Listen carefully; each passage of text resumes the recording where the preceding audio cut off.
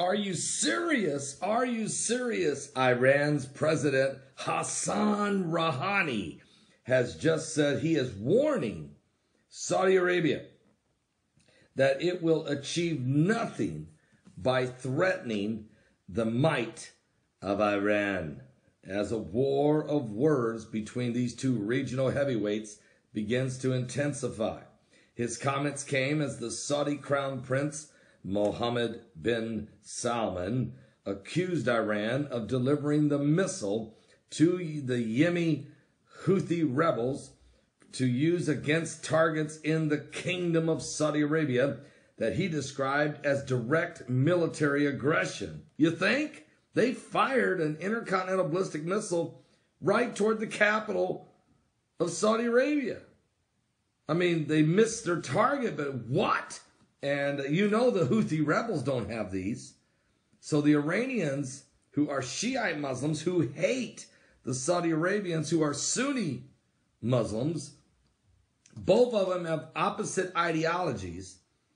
The Sunnis believe that they will bring about the caliphate through peace, through the Mahdi, who will crawl out of a well somewhere, and the 12th Imam, and bring peace to the world, while the Shiite Muslims of Iran, they believe that through chaos and confusion and carnage and absolute catastrophic events, that Allah will release the Mahdi, the 12th Imam, from heaven with Jesus Christ tagging along.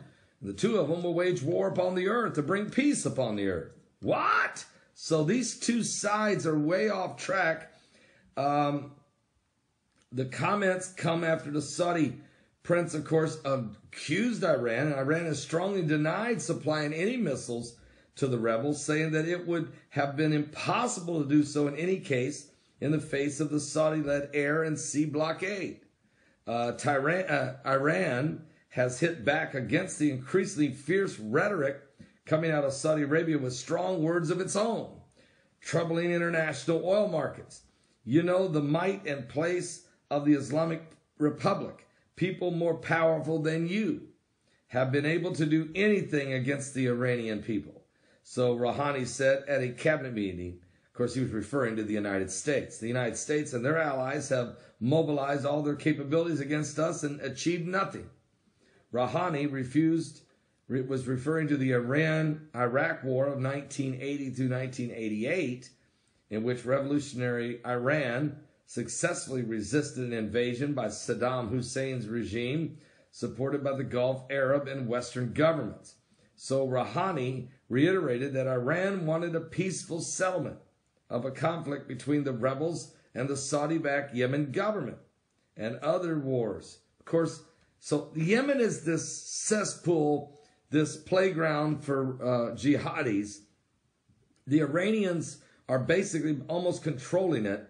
They're using it as a springboard to take cheap shots at the Saudi Arabians. And this new prince, this new crown prince, the next king of Saudi Arabia, Mohammed bin Salman, who has just done a purge in his own government, wiping out 49 key players, probably taking all of their money, which is $500 billion, reestablishing himself soon to be the leader of the entire kingdom of Saudi Arabia, building alliances with Jared Kushner and the Trump administration, which, of course, Saudi Arabia has always been allied with the United States. And, of course, Iran has always been in alliance with the Russians. So this is the same. Here we go again, but it could get ugly fast. And, folks, just watch this closely. Israel's sitting there, and they got to be worried about everybody around them. And also, if the United States gets entangled in a South Asian Armageddon war, you guys heard me say this.